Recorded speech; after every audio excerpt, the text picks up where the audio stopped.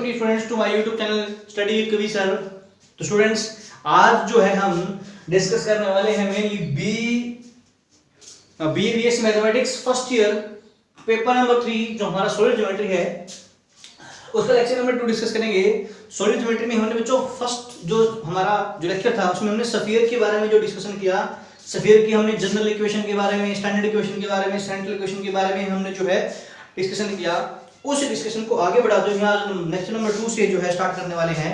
तो आज का जो फर्स्ट क्वेश्चन है आपकी स्क्रीन के ऊपर क्या है वो देखिए। ये हमारे पास क्वेश्चन है आज का कि a plane passes through a fixed point. एक प्लेन है कोई जो किसी फिक्स्ड पॉइंट से पास हो रहा है। तो हम ऐसा एक फिगर हम मान लेते हैं, इमेजिन कर लेते हैं कि कोई प्लेन है और ये किसी फिक्स्ड पॉइंट, मान लीजिए पॉइंट हमारे पास है, गिवन पॉइंट है वो क्या है कि ए बी सी, वो ए बी सी से जो है वो पास हो रहा है प्लेन। ठीक है, अब क्वेश्चन में साथ में क्या गिवन है, show that the locus of foot of perpendicular to it from the origin. यानी कि हमने इस प्लेन के ऊपर ओरिजिन से क्या ड्रा करना है, परपेंडिकुलर ड्रा करना है और उसका जो लोकस है वो हमें बताना है। मान लीजिए हमने 0006 के ऊपर फुट ऑफ परपेंडिकुलर ड्रा किया और उस पॉइंट को हम मान लेते हैं क्या x y z और इसी का हमें क्या करना है, लोकस फाइंड करना है।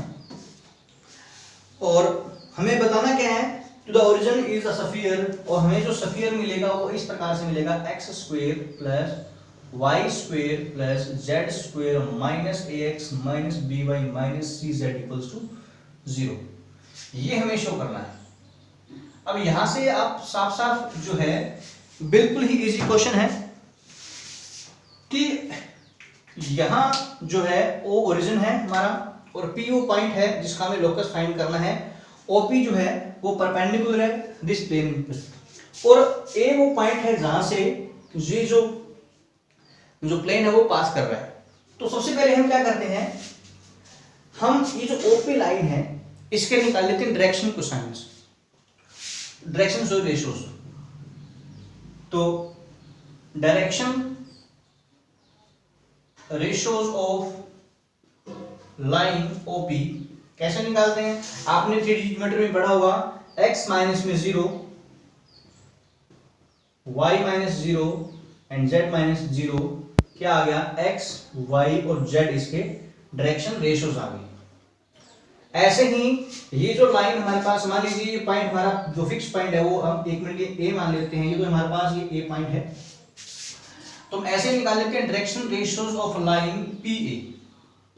क्या होगा, x minus a, y minus b, z minus c. लेकिन क्योंकि आपको ये गिवन है कि ये जो ओपी है वो फुट ऑफ परपेंडिकुलर है और आपको पता है अगर पी पॉइंट है यहाँ है और ए पॉइंट है तो स्ट्रेट लाइन होगी, यानी कि ओपी है और वो पी है और वो आपस में क्या होंगे, परपेंडिकुलर होंगे। नाउ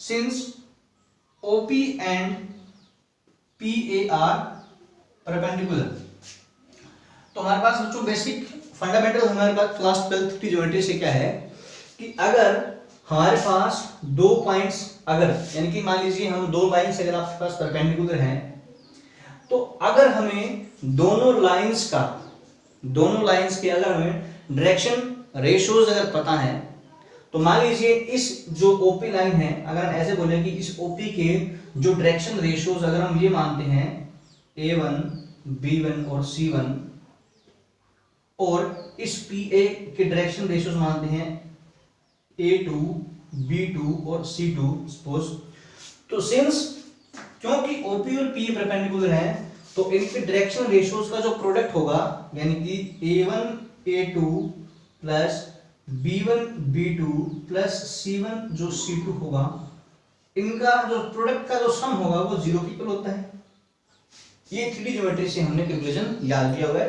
तो यहां से इसी का यूज करते हुए हम क्या करते हैं, इस OP और P का क्या निकालते हैं, प्रोडक्ट निकालते हैं। तो क्या होगा, x into x minus a plus y into y minus b z into z minus c equals to 0। यहां से सोल्व करने पर क्या आएगा, x square plus y square plus z square minus a x minus में b y minus में c Z equals to 0।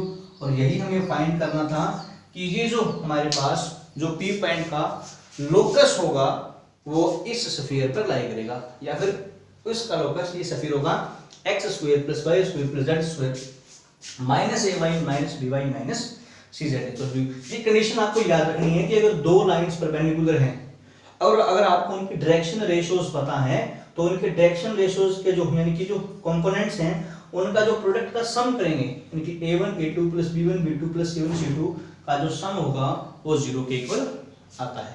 Clear? आइए देखते हैं नेक्स्ट क्वेश्चन हमारा। नेक्स्ट क्वेश्चन हमारे पास क्या है कि from the point 1 -1 and -2, point थोड़ा सा आप चेंज कर लीजिए, पॉइंट आपका 1 -1 एंड -2 है। From the point 1 -1 -2 lines are drawn to the meet the sphere। इस पॉइंट से इस स्फीयर के ऊपर यानी x square plus y square plus z square equals to 1 पर जो है वो लाइंस ड्रा की गई हैं and they are divided in the ratio 2:3। और वो लाइंस है वो किस रेशियो में डिवाइड हो रही है, 2:3 में डिवाइड हो रही है। पूछा क्या है, prove that the point of section lies on the sphere 5x square plus 5y square plus 5z square minus 6x plus 6y plus 12z plus 10 equals to 0। Question दोबारा देख लीजिए कि हमारे पास क्या गिवन है कि इस पॉइंट से हमने लाइंस ड्रा की हैं टू दिस स्फीयर। हमने जो लाइंस ड्रा की हैं और उसको जो स्फीयर है वो 2:3 में डिवाइड कर रहा है, और उस पॉइंट ऑफ जो हमारे पास जो पॉइंट ऑफ सेक्शन होगा यानी कि जो पॉइंट ऑफ इंटरसेक्शन होगा, ठीक है, जो पॉइंट ऑफ सेक्शन यानी कि जो वो स्फीयर पर लाई करेगा और उस स्फीयर की जो इक्वेशन है वो ये होनी चाहिए। ठीक है, तो मान लेते हैं कि हमने यहां से एक लाइन ड्रा की। प्रूफ देखिए इसका, late lines draw from 1 -1 -2 made the sphere x square plus y square plus z square equal to 1 at alpha beta and gamma। ठीक है, कि वो जो हमने लाइन ड्रा की वो कहां पर मीट करती है, x अल्फा बीटा गामा पर लाइन जो है वो मीट करती है। So alpha beta gamma also lies on x square plus y square plus z square equal to 1। Then हम बोल सकते हैं क्या होगा, alpha square plus beta square plus gamma square की वैल्यू क्या होगी, 1। इतनी बात क्लियर हुई, क्योंकि हमने लाइंस ड्रा की है इस स्फीयर पे मीट करती हुई, तो वो लाइन जो है वो पॉइंट जहां पर आएगा वो जो मीटिंग पॉइंट होगा अल्फा बीटा गामा, वो इस स्फीयर को जो है सेटिस्फाई करेगा, तो हमने वैल्यूज रख दी। अब हमें क्या करना है कि हमें जो सेक्शन दे रखा है जो स्फीयर का वो 2:3 में डिवाइड हो रहा है, कि एक पॉइंट ये है दूसरा पॉइंट ये है, इन दोनों को 2:3 में वो डिवाइड कर रहा है। यानी कि हम बोल सकते हैं कि लेट जिस पॉइंट का हमें लोकस फाइंड करना है, let P be a point who divides या which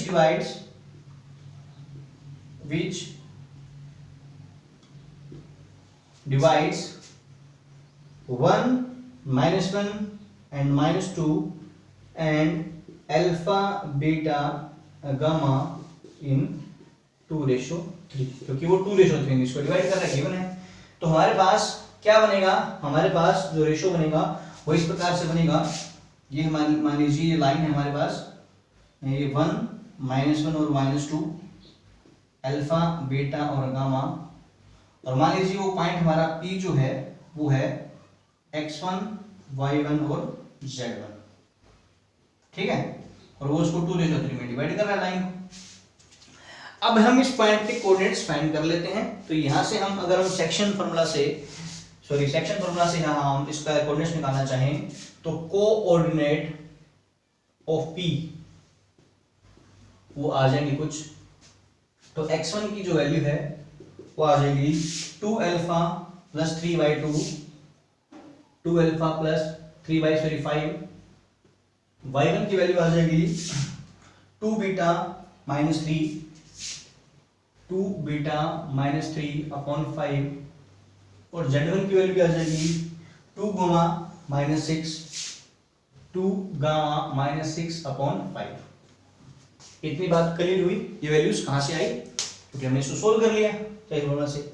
अब सेकंड फॉर्मूला से हम क्या करेंगे, x1 y1 z1 की वैल्यू आ चुकी है, तो हम अल्फा बीटा के टर्म्स में जो है उनकी वैल्यूज निकाल लेते हैं। और क्योंकि अल्फा बीटा की जो है इक्वेशन हमें पता है, तो हम उस इक्वेशन में इसको सेटिस्फाई करवा देंगे और हमारा जो रिजल्ट है वो हमें मिल जाएगा। तो ऐसा करते हैं, यहां से हम निकाल लेते हैं अल्फा बीटा गामा की वैल्यू। तो यहां से अगर मैं अल्फा बीटा की टर्म्स में वैल्यूज निकालना चाहता हूं, तो देखिए अल्फा की वैल्यू यहां से क्या आने वाली है 5x1 - 3/2, 5x1 - 3/2। बीटा की वैल्यू क्या आने वाली है 5y1 + 3/2, 5y1 + 3/2। ठीक है। और यहां से गामा की जो वैल्यू है वो क्या आने वाली है 5z1 + 6 अपॉन। क्लियर। यहां से हमने कोऑर्डिनेट्स जो डिराइव किए हैं क्लास में, हमने क्या किया, वहां से अल्फा बीटा और गामा की वैल्यूज निकाली, और अल्फा बीटा गामा हम यहां रिप्लेस कर देंगे हमारी ओरिजिनल इक्वेशन के अंदर, x² + y² + z² के अंदर, यानी कि अल्फा² + बीटा² + गामा² के अंदर। तो मैं रिप्लेस यहां पर कर रहा हूं, आप इस क्वेश्चन को देख लीजिएगा, नोट कर लीजिए। ठीक है। तो हमारे पास कुल मिलाकर ये जो वैल्यूज है वो इस प्रकार से बनेगी। ठीक है। अगर आपको थोड़ा बहुत दिक्कत आई है तो आप क्या कीजिए, इस वीडियो को रिवर्स कीजिए, पॉज कीजिए और जो नोट कीजिए, उसके बाद फिर आगे हम चलते हैं। तो हमारे पास इक्वेशन क्या है हमारे पास कि α² + β² + γ² की वैल्यू है 1 के इक्वल। तो सारी वैल्यूज जो है वो यहाँ पर आप रिप्लेस कर दीजिए। अल्फा की वैल्यू क्या है 5x1 - 3 अपॉन 2 का होल स्क्वायर, प्लस यहाँ से वैल्यू हमारे पास बीटा की वैल्यू क्या आ जाएगी 5y1 - 3 + 3 अपॉन 2 का whole square, plus 5z1 + 6 upon 2 का होल स्क्वायर इक्वल्स टू 1। अब यहां से देखिए, यहां पर भी 2 का स्क्वायर है, यहां पर भी 2 का स्क्वायर है, यहां पर भी 1/2 का स्क्वायर है। तो यहां से 1/4 1/4 1/4, तो तीनों के अंदर 1/4 कॉमन निकाल कर उधर मल्टीप्लाई कर देंगे तो उधर 4 हो जाएगा। यानी कि हमारे पास कुल मिलाकर क्या हो जाएगा 5x1 - 3 का होल स्क्वायर प्लस 5y1 + 3 का होल स्क्वायर प्लस 5z1 + 6 का होल स्क्वायर इक्वल्स टू, ये 1/4 तीनों में कॉमन आकर 4 से मल्टीप्लाई होगा, क्या बना देगा 4। अब हम इसको सोल्व कर लेते हैं। देखिए यहां से बच्चों क्या आने वाला है, यहां से आएगा 25x1², यहां से आएगा 25y1² और यहां से आएगा 25z1 का स्क्वायर। ठीक है। अब यहां से हम x1 वाली टर्म निकालते हैं, तो यहां से बनेगा 5 3 15 × x, यानी कि माइनस के 30x1, क्योंकि 2 भी करेंगे। यहां से आएगा प्लस का 30y1 और यहां से आएगा प्लस का 60z1, प्लस 3 का स्क्वायर 9 + 9 + 36, और ये -4 आप इधर ले आओ इक्वल टू 0। तो आपकी इक्वेशन क्या बन जाएगी 5x1² + 25y1² + 25z1² - 30x1 + 30y1 + 60z1, ये हमारे पास हो जाएगा टोटल 50 + 50 = 0। इस पूरी इक्वेशन को हम अगर 5 से डिवाइड करते हैं तो क्या बन जाएगा, ये 5x1² + 5y1² + 5z1² - 6x1 + 6y1 + 12z1 + 10 = 0। और क्योंकि हमें लोकस फाइंड करना है, तो locus is 5x² + 5y² + 5z² - 6x + 6y + 12z + 12 + 10 = 0। क्योंकि लोकस के लिए हम क्या करते हैं, जो भी हमारी इक्वेशन होती है x1 y1 में, उसको हम रिप्लेस कर देते हैं x और y से। तो आई होप आपको ये क्वेश्चन समझ में आ गया होगा। हम चलते हैं अपने नेक्स्ट क्वेश्चन की तरफ। तो नेक्स्ट क्वेश्चन आपकी स्क्रीन के ऊपर क्या है, देखिए कि find the locus of A point such that the sum of the squares of its distances from the planes x plus y plus z equal to 0. आपको पहली प्लेन गिवन है बच्चों x plus y plus z equals to 0. Second plane आपको given है x minus z equal to 0. और third plane क्या given है x minus में 2y plus z equal to 0. Question में गिवन है कि find the locus of a point such that sum of squares of its distances from the plane this and this is 9. Question बड़ा simple है, कुछ भी नहीं करना क्वेश्चन में, बस आपको बेसिक फंडा पता होना चाहिए कि हमें एक ऐसे पॉइंट का लोकस फाइंड करना है, उस पॉइंट की जो डिस्टेंस है इससे इससे और इससे, उन डिस्टेंस अगर हम स्क्वायर करके सम कर दें तो वो 9 के इक्वल आना चाहिए. तो वेरी इजी क्वेश्चन. सबसे पहले क्या कर लेंगे, हमें पता है कि अगर हम एक पॉइंट, हम रैंडम पॉइंट मान लेते हैं, पॉइंट हमने सपोज करो कोई भी पॉइंट हमने मान लिया है x1 y1 और z1 कोई पॉइंट लिया है और उसकी डिस्टेंस निकालते हैं किसी plane ax plus by plus cz plus d equal to 0 से. ये पॉइंट हमारा और ये प्लेन है. और अगर हमें दोनों के बीच में परपेंडिकुलर डिस्टेंस, सिंपली डिस्टेंस या एक ही बात है, निकालते हैं तो जो डिस्टेंस होती है, यानी कि पॉइंट अगर मैं p मानता हूं इसको 1 मिनट के लिए और ये कोई भी पॉइंट हम मान लेते हैं a, तो जो डिस्टेंस होगी हमारी pa वो क्या होगी a x1 plus b y1 c z1 plus d upon a square plus b square plus c square का अंडर रूट कम. ये आपने पढ़ा होगा. तो pa की वैल्यू लिखने आने वाली है. 3D ज्योमेट्री का यूज करके हम फाइंड कर सकते हैं. तो आप अब ये देखिए कि हमें प्लेन जो है, पॉइंट तो हमारा p हमने फिक्स कर लिया x और y. अब प्लेन्स किस प्रकार से हैं, ये 3 प्लेन्स हैं. तो हम मान लेते हैं कि ये जो फर्स्ट प्लेन है वो a पर जो है परपेंडिकुलर है, मतलब जो फर्स्ट पॉइंट है जो p है वो इस पर a पर परपेंडिकुलर ड्रा कर रहा है, वो a पॉइंट पर. यहां पर वो b पर परपेंडिकुलर है और इस पॉइंट पर वो c पर परपेंडिकुलर है. ठीक है. तो हम क्या करेंगे, सबसे पहले डिस्टेंस निकाल लेते हैं pa. तो pa डिस्टेंस आपकी क्या आने वाली है, देखिए वो पॉइंट इसमें रिप्लेस करेंगे x1 plus y1 plus z1 upon 1 square plus 1 square plus 1 square under the root. ये हमारे पास pa आ गया. चलो pb और निकाल लेते हैं. pb क्या रहेगा, x1 minus z1 1 square plus 1 square, क्योंकि बीच में y नहीं है तो नेगेटिव आ जाएगा, 0 आ जाएगा सॉरी. और ऐसे ही p से निकाल लेते हैं तो हमारे पास क्या होगा x1 माइनस में 2y1 plus z1 upon 1 square plus 2 square plus 1 square का रूट. और हमें क्वेश्चन में क्या गिवन है कि जो पॉइंट p का जो डिस्टेंस है a से b से और c से, उनके स्क्वायर का सम 9 के इक्वल है. यानी कि हमें गिवन है pa square plus pb square plus pc square equal to 9. बस वैल्यू पुट कर दीजिए. pa की वैल्यू, pa का स्क्वायर करना है, इसका स्क्वायर करेंगे तो क्या बनेगा x1 plus y1 plus z1 का स्क्वायर. ये रूट कैंसिल हो जाएगा तो नीचे 3 आ जाएगा. ठीक है. यहां से pb की वैल्यू क्या आ जाएगी, x1 माइनस में z1 का स्क्वायर. ये रूट कैंसिल हो जाएगा क्योंकि स्क्वायर कर रहे हैं हम, तो ये वैल्यू 2 आ जाएगी.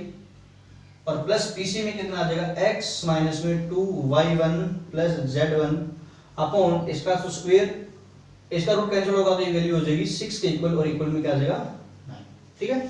अभी मैं 1 मिनट के लिए ये साफ कर रहा हूं. ठीक है भाई. अब बिल्कुल कुछ नहीं करना, सिर्फ इस 3 2 6 है, इसको हम सिंपलीफाई करेंगे तो इसका एलसीएम 6 है, तो 6 से मल्टीप्लाई कर दीजिए इसको. हम जैसे ही हम इसको 6 से मल्टीप्लाई करेंगे हमारा आंसर आपको दिख जाएगा. 6 से मल्टीप्लाई करने पर ये वैल्यू हो जाएगी 2 into समथिंग, यानी कि ये वैल्यू बन जाएगी हमारे पास. ठीक है. ये बन जाएगी 2 into x1 plus y1 plus z1 का स्क्वायर. ये बन जाएगी 3 into x1 माइनस z1 का स्क्वायर. ये इसको कैंसिल हो जाएगा 6 से 6, तो x माइनस में x1 माइनस में 2y1 प्लस z1 का स्क्वायर 6 into 9 54. ठीक है.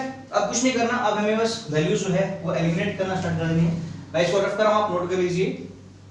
ठीक है। बस वैल्यूज जो है आपको एलिमिनेट करनी स्टार्ट करनी है। कैसे करेंगे देखिए, सबसे पहले मैं x1 वाली टर्म लिख रहा हूँ, जो x1 की टर्म है वो लिख रहा हूँ। यहां से आपके पास x1 का स्क्वायर आएगा और 2 के साथ मल्टीप्लाई होगी वो 2x बन जाएगा।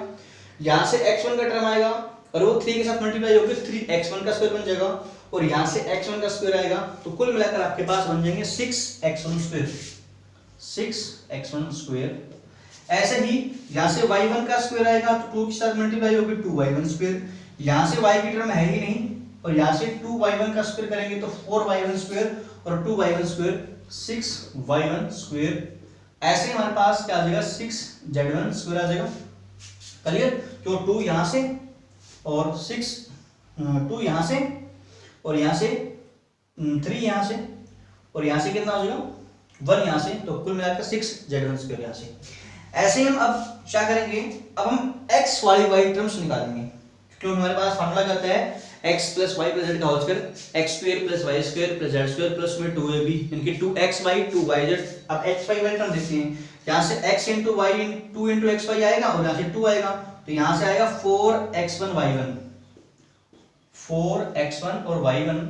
यहां y है ही नहीं तो ये 0 हो जाएगा, और यहां से आएगा माइनस के 4x1 और y1, क्योंकि 2 into x1 y, फिर प्लस, क्योंकि हम निकालेंगे yz वाली टर्म, यहां से yz वाली टर्म कितनी आएगी, सेम 4y1 z1, ठीक है, 4y1 z1। यहां से y और z है ही नहीं, y नहीं है तो 0 हो जाएगी। यहां से कितनी आएगी yz वाली, माइनस की 2yz1, तो 2 into माइनस की 2yz1, तो माइनस की 4y1 z1 आ जाएगा, 4y1 z1। लास्ट में हमें जो z और x वाली टर्म निकालनी है, तो यहां से प्लस के 4x1 z1, यहां से हमारे पास वैल्यू आ जाएगी कुल मिलाकर 6, यानी कि माइनस के 6x1 और z1, क्योंकि यहां पर नेगेटिव z1 है, जहां पॉजिटिव है तो यहां पर प्लस के 2x1 z1 इक्वल्स टू 54। ये सारी वैल्यूज कैंसिल होगी, तो कुल मिलाकर यहां से अगर हम 6 से डिवाइड कर देंगे इसको, तो क्या बनेगा x1 square plus y1 square plus z1 square equals to 9, और लोकस अगर हमें निकालना है उसका, तो उसको रिप्लेस करेंगे हम x y z से, तो x square plus y square plus z square equals to 9। ये हमारा आंसर हो गया। आई होप आपको ये चीज समझ में आ गई होगी। चलिए नेक्स्ट क्वेश्चन की तरफ। नेक्स्ट बहुत इजी है, सिंपल है। A point moves such that the ratio of its distances from two fixed point is constant, show that its locus is sphere. बिल्कुल सिंपल सा क्वेश्चन है बच्चों। क्या करना है कि आपको एक ऐसे पॉइंट का लोकस निकालना है जिसकी जो डिस्टेंस है दो फिक्स्ड पॉइंट से कांस्टेंट रहे। अब वो फिक्स्ड पॉइंट हम कोई भी ले सकते हैं रैंडमली। तो मैं ऐसा कर रहा हूं कि मैंने ना x एक्सिस मैंने मान ली है, और मैंने x एक्सिस पर दो फिक्स्ड पॉइंट ले लिए हैं। मान लीजिए एक पॉइंट मैंने लिया है a 0 0, ठीक है, और आप दूसरा पॉइंट 0 0 0 ले सकते हैं। दूसरा पॉइंट मान लीजिए आपने 0 0 और 0 ले लिया, ठीक है। हमने क्या ले लिया, एक पॉइंट को हमने 0 सेंटर मान लिया। मान लीजिए उस पॉइंट के जो डिस्टेंस है सेंटर से और इस a पॉइंट से वो क्या है, कांस्टेंट है। और उस पॉइंट को मान लीजिए हमने इस पॉइंट को हमने o नाम दे दिया, इसको a, और इसको हम p पॉइंट, जो रैंडम पॉइंट हमारा जिसकी हमें इक्वेशन फाइंड करनी है लोकस की, ये हमें पता है। तो क्वेश्चन में क्या है कि जो रेशियो है दोनों का वो कांस्टेंट है, यानी कि OP अपॉन PA का रेशियो क्या है, कांस्टेंट है। यही तो फाइंड करना है। तो OP अपॉन KA का अगर हम स्क्वायर कर देंगे तो क्या आएगा, OP square equal to K square PA square. बस डिस्टेंस फॉर्मूला का यूज करें तो हम क्या करेंगे, अगर हम OP स्क्वायर निकालेंगे तो क्या बनेगा, x square plus y square plus z square, K square into क्या बनेगा, x माइनस a का whole square plus y square plus z square. इतनी बात क्लियर हुई? क्योंकि हमने दो पॉइंट लेने हैं फिक्स्ड पॉइंट, दो कोई भी पॉइंट लेने हमें, दो पॉइंट की डिस्टेंस जो उसकी जो है वो कांस्टेंट है। तो मैंने अपनी जो है अपनी ही मर्जी से मैंने क्या किया, एक तो पॉइंट 0 0 ले लिया और दूसरा पॉइंट ले लिया, एक 0 को ले लिया, ठीक है। अब चेक कर लेते हैं इसके जो हमारे पास इसका जो लोकस है वो सर्कल आ रहा है या नहीं आ रहा है। तो मैंने क्या किया, सबसे पहले डिस्टेंस OP निकाल ली और एरिया निकाल कर स्क्वायर कर दिया। अब यहां से जो चीज बनने वाली है वो देखिए, क्योंकि अंदर मल्टीप्लाई होगा तो कुछ इस प्रकार से बनेगा कि एक्स स्क्वायर प्लस के वाई स्क्वायर प्लस के जेड स्क्वायर, ठीक है, ये समझ में। तो यहां से हम क्या करेंगे, के एक्स स्क्वायर आ जाएगा, के वाई स्क्वायर, के जेड स्क्वायर, और अंदर यहां पर क्या आएगा 2ax आएगा, तो माइनस में 2kax और प्लस में ak स्क्वायर, ठीक है। आप इन सबको लेफ्ट में लेके आइए, तो जब लेफ्ट में लेके आएंगे तो ये वैल्यूज क्या बन जाएगी, लेफ्ट में हम लेके आएंगे तो यहाँ पर क्या है, सॉरी के स्क्वायर है, के स्क्वायर, तो x के साथ ही मल्टीप्लाई होकर जो x अगर कॉमन निकालेंगे तो 1 माइनस में के स्क्वायर इंटू एक्स स्क्वायर, या हम ऐसे बोल सकते हैं कि 1 माइनस में के स्क्वायर के साथ ब्रैकेट में क्या आ जाएगा x square plus y square plus z square, इनको ही लेके आए बस, अभी और कुछ नहीं छेड़ना। और इक्वल में हमारे पास क्या पड़ा है, ए के स्क्वायर माइनस में 2k स्क्वायर ए एक्स, ठीक है। अब इस 1 माइनस में के स्क्वायर से इसको डिवाइड कर देते हैं हम, ठीक है। तो यहां से हम ऐसा कर देते हैं, जब इसको हम इसमें से के स्क्वायर कॉमन निकालेंगे तो क्या बचेगा, अंदर बचेगा a माइनस, ए भी कॉमन निकल सकता है लेकिन जरूरत नहीं है हमें, a माइनस में 2ax, ठीक है। और ये 1 माइनस में के स्क्वायर को डिवाइड कर देंगे तो हमारे पास क्या बनेगा, x square plus y square plus z square equals to, ये डिवाइड में चला जाएगा तो क्या बन जाएगा, k square into a minus 2ax upon 1 minus k square. अब ये किसको रिप्रेजेंट कर रहा है, एक सर्कल को ही रिप्रेजेंट कर रहा है ना, क्योंकि इसको अगर मैं आर स्क्वायर मान लेता हूँ, किसी पॉइंट इसको मैं मान लेता हूँ, इस पूरी चीज को आर या आर स्क्वायर, तो ये किसको रिप्रेजेंट कर रहा है, एक स्फीयर को। तो यही हमें फाइंड करना था कि the locus of the point is a sphere, ये स्फीयर को ही रिप्रेजेंट कर रहा है, ठीक है। चलिए नेक्स्ट क्वेश्चन देखिए।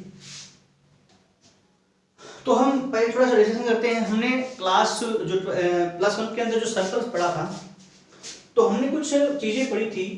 क्या डिस्कशन था कि मान लीजिए अगर दो सर्कल एक दूसरे को एक्सटर्नली टच करते हैं और एक की रेडियस अगर r1 है, उसका सेंटर है c1, दूसरे की रेडियस अगर r2 है, उसका सेंटर है c2, तो जो c1 c2 का जो डिस्टेंस होगा, जो c1 और c2 का जो डिस्टेंस होगा वो किसके इक्वल आना चाहिए, r1 प्लस r2 के इक्वल आना चाहिए। डिस्टेंस यानी कि हम बोल सकते हैं इसको, डिस्टेंस हम r1 प्लस r2 बोल सकते हैं। और अगर मान लीजिए जो सर्कल्स है हमारे इसी टाइप के अंदर अगर ये स्फीयर होता तो सेम कंडीशन होती, दोनों का जो रेडियस का जो सम है वो c1 और c2 का जो डिस्टेंस है उसके इक्वल आना चाहिए, ठीक है। तो इसी चीज का हम यूज करते हुए हम क्वेश्चन कर रहे हैं। क्वेश्चन नेक्स्ट हमारे पास क्या है, देखिए कि show that the spheres, first हमें स्फीयर गिवन है x square plus y square plus z square equals to 64 and x square plus y square plus z square minus में 12x plus 4y minus 6z plus 48 equals to 0, ठीक है। ये दो sphere हैं। Show that the sphere touch internally, दोनों जो हैं वो इंटरनली टच कर रहे हैं। अब सिनेरियो दिखाता हूं मैं कैसे टच करेंगे वो, and hence find the point of contact, और हमें पॉइंट ऑफ कांटेक्ट भी फाइंड करना है। कि मान लीजिए इस प्रकार से है ये बड़ा स्फीयर है और दूसरा इस प्रकार से छोटा स्फीयर है, और ये दोनों इंटरनली जो है वो टच कर रहे हैं दूसरे को, ठीक है। इंटरनली क्या कर रहे हैं, टच कर रहे हैं। अब हमें दूसरे का, हमें ये नहीं पता ये इस पर लाई करेगा नहीं करेगा, हम एक सिनेरियो बना रहे हैं कि वो एक दूसरे को क्या कर रहे हैं, टच कर रहे हैं, और हमें इस पॉइंट ऑफ कांटेक्ट पता करना है, ठीक है। तो सबसे पहले हम इस, ये जो हमारे पास सर्कल है इसका हम S1, इसको हम नाम देते हैं S1, सर्कल नंबर 1। तो सर्कल नंबर 1 हमारा क्या है, x square plus y square plus z square equal to 64, और जो हमारा स्फीयर नंबर 2 है वो क्या है, x square plus y square plus z square plus minus 12x plus 4y minus 6z plus 48 equals to 0, ठीक है। तो पहले हम क्या कर लेते हैं, इस S1 यानी कि उसका सेंटर निकाल लेते हैं। तो सेंटर हमारे पास क्या होगा, 0 0 0, और रेडियस क्या होगी हमारे पास 8। यहां से आप देख सकते हो डायरेक्टली, ये तो इसकी रेडियस जो है हम r1 मान लेते हैं, ठीक है, इसके लिए।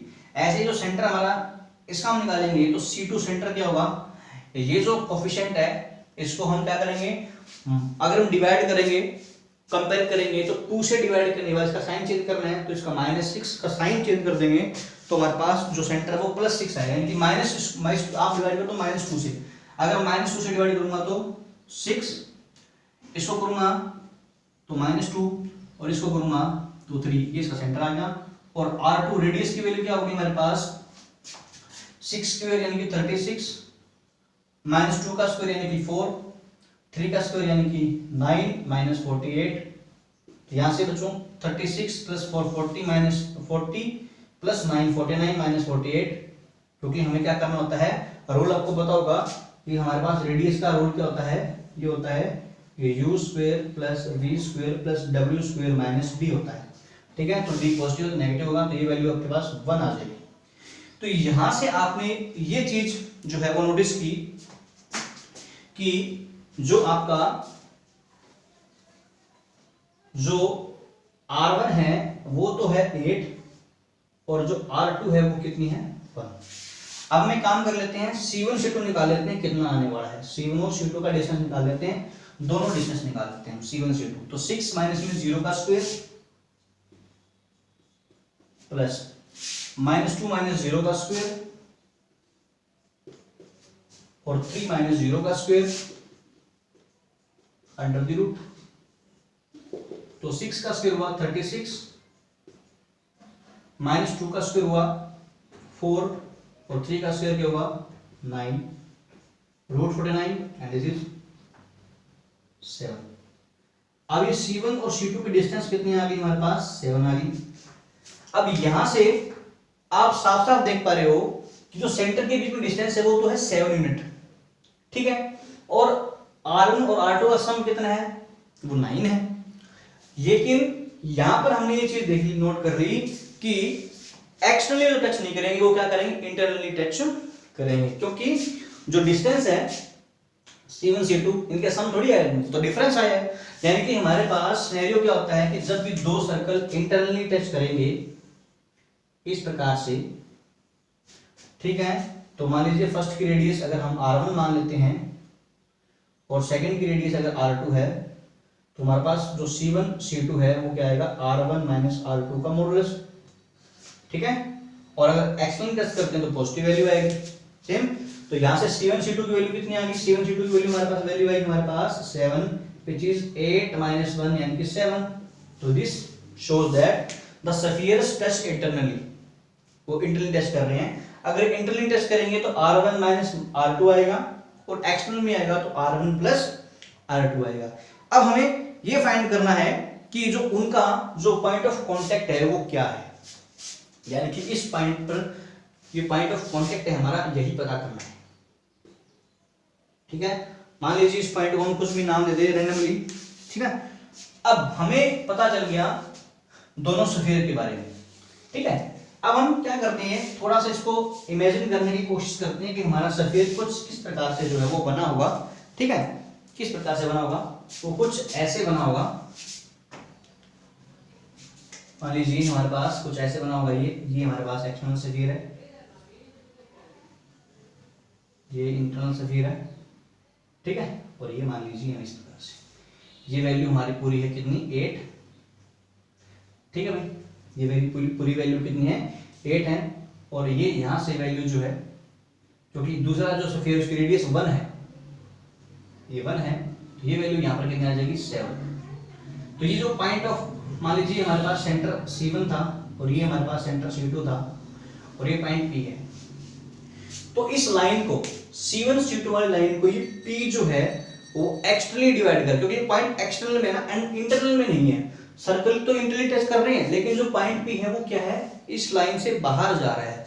तो ये जो पॉइंट P है वो किस रेशो में डिवाइड कर रहा है, 8:-1 देख लीजिए, क्योंकि C1 ratio C2P, C1 ratio C2P। अब C1 का जो रेशो है वो हमारे पास 8 होगा और C2P, क्योंकि एक्स्ट्रा जा रहा है तो ये -1 आएगा, तो 8:-1 हमारा जो है वो पॉइंट ऑफ जो है वो इस रेशियो में डिवाइड करेगा। C1 क्योंकि हम जो है ये यहाँ होता तो ये और अपन ये करते क्योंकि अगर सेंटर में होता तो, लेकिन ये एक्सटर्नल में जा रहा है तो एक्सटर्नल डिवीजन है ये, तो C1P अपॉन C2P तो 8:1। तो अब यहाँ से हमें इससे हम निकाल सकते हैं पॉइंट ऑफ कांटेक्ट। तो हमारे पास पॉइंट ऑफ कांटेक्ट कैसे आ जाएगा कि 0, 0, 0 को और 6, -2 और 3 को जो है पॉइंट जो C2 है, सॉरी जो P है वो 8:-1 में डिवाइड कर रहे हैं कि आपकी जो K:1 की वैल्यू है हमारे पास M1:M2 की वैल्यू। तो पॉइंट ऑफ कांटेक्ट हमारे पास क्या आ जाएगा, कोऑर्डिनेट ऑफ P निकाल लेते हैं हम, क्या आएंगे कोऑर्डिनेट ऑफ P M1x2 तो 6 M1x2 यानी कि 8 × 6 माइनस M1/2 माइनस करेंगे तो ये बच्चों +1 हो जाएगा क्योंकि नेगेटिव है यहाँ पर, क्योंकि जब भी हम एक्सटर्नल की डिवीजन की बात करते हैं तो आपका साइन जो है बच्चों वो पॉजिटिव हो जाता है, ठीक है। माइनस सॉरी 1 × 0 हो जाएगा ये, -1 × 0 0 अपॉन M1 - M2 करेंगे यहाँ पर, ठीक है ठीक है। तो M1 + M2 करेंगे तो हमारे पास क्या होगा 8 + -1 यानी कि इसको 7 बोल सकते हैं। इंटरनल डिवीजन के अंदर नेगेटिव साइन आता है लेकिन वो ऑटोमेटिकली जो है नेगेटिव वेट होता है, ठीक है। बस साइन हमें यही चेंज करना है। ऐसे ही 8 × -2 प्लस -1 × 0 ये 0 हो जाएगा और y में क्या आ जाएगा 7। ऐसे ही 8 × 3 24 प्लस 0/7। तो हमारे पास पॉइंट ऑफ कांटेक्ट क्या आ गया 48/7 -16/7 और 24/7 ये हमारे पास क्या है पॉइंट ऑफ कांटेक्ट है, जहां पर दोनों सर्कल क्या कर रहे हैं एक दूसरे को इंटरनली टच कर रहे हैं। तो बच्चों आज का लास्ट क्वेश्चन है जो हमारा एक्सरसाइज जो है 6.1 हम मान सकते हैं कि वो कंप्लीट हो जाएगी इसके साथ। लेक्चर 1 हमारा जो है लेक्चर 2 हमारा कंप्लीट होगा। क्या है कि show that the sphere x² + y² + 25 + z² = and x² + y² + z² -18x + 24y sorry -24y -40z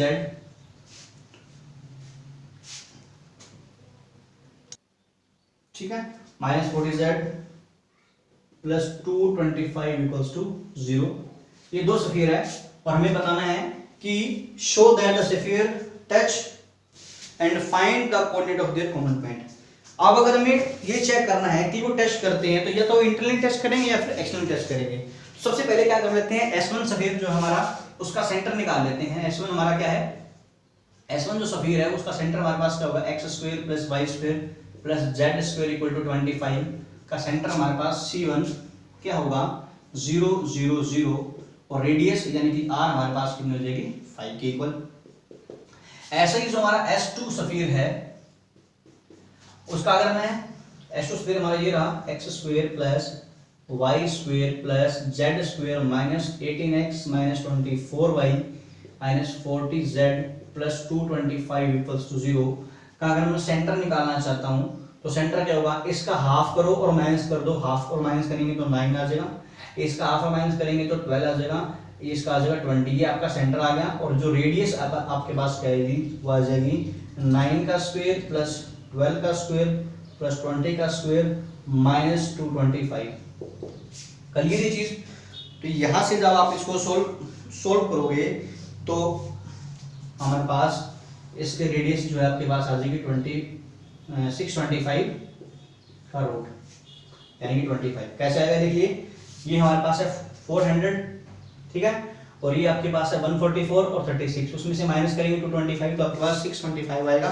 625 और 25 का यहां से आपने क्या देखा कि जो R1 की वैल्यू है 5 और R2 की वैल्यू है 25 ठीक है।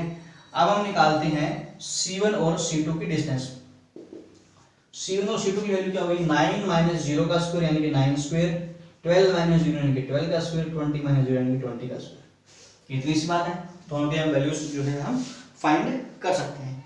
तो जैसे ही हम यहाँ से हम सॉरी ये वैल्यूज थोड़ी सी मिस्टेक हो गई है, ये वैल्यू यहाँ पर 400 आएगा क्योंकि 12 का स्क्वायर प्लस 9 का स्क्वायर 25 ये कैंसिल हो जाएगा, सॉरी 400 आएगा और यहाँ से 20 आएगा।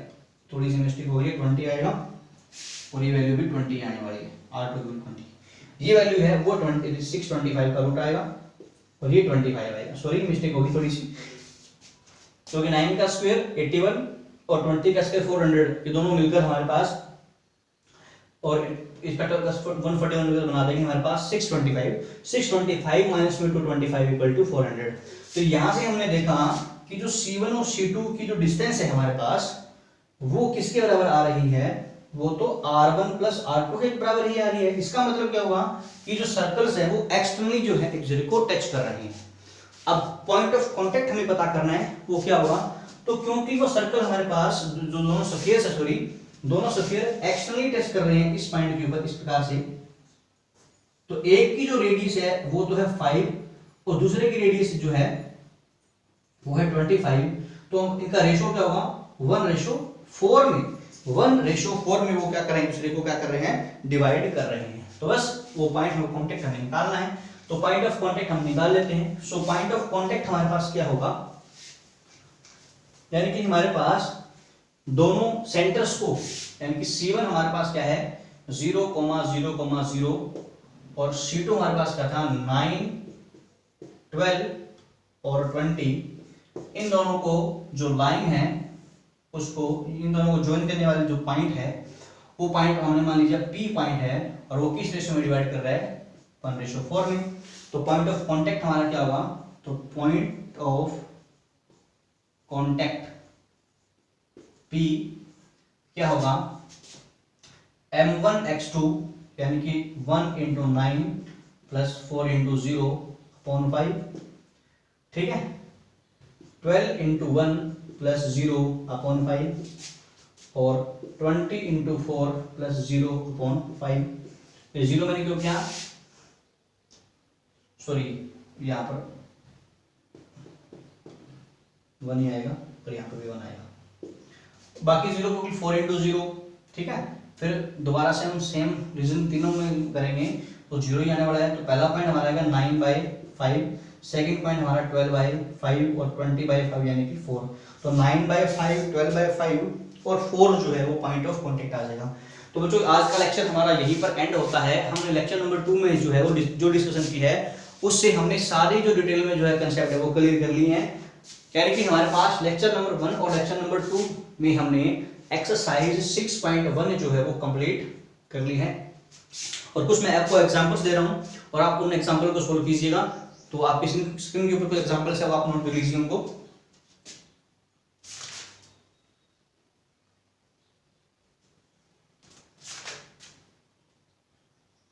ठीक है, तो आप इन एग्जांपल्स को करिएगा तो आपके पास बेसिक फंडा जो क्लियर हुआ। ठीक है बच्चों, तो इस वीडियो को आप जितना हो सके उतना मैक्सिमम शेयर कीजिए। जो बच्चे बीए या बीएससी मैथमेटिक्स जिनके पास है, जो बीए विद मैथ पढ़ रहे हैं या जो बीएससी कर रहे हैं, उनके लिए वीडियो बहुत ज़्यादा हेल्पफुल होने वाली है, क्योंकि मैंने जो है आपको कंसेप्ट के साथ साथ पूरी डिटेल में जो है बच्चों आपको जो वीडियोस जो है मिलेंगी और आपको पूरे जो है सॉलिड ज्योमेट्री और पूरी जो है अलजेब्रा और पूरा जो कैलकुलस है वो हम पढ़ाएंगे चैनल के ऊपर। आप इस प्रकार से बने रहिए और वीडियो को जितना हो सके वो शेयर करते रहिए। तब तक के लिए बच्चों धन्यवाद।